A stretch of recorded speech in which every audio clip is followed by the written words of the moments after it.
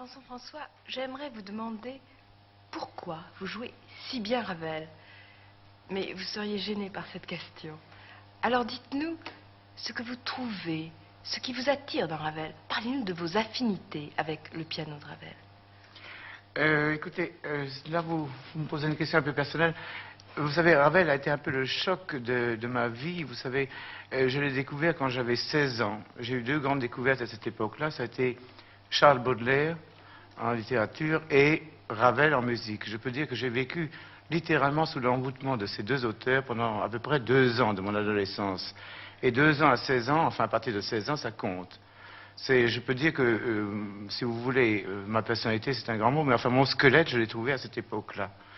Et naturellement, tout le côté fantasmagorique, nocturne, qui d'ailleurs, je crois, me correspond, et un peu, si vous voulez, le côté un peu diabolique, diablerie qu'il y a dans Ravel, est forcément terriblement fascinant pour un adolescent.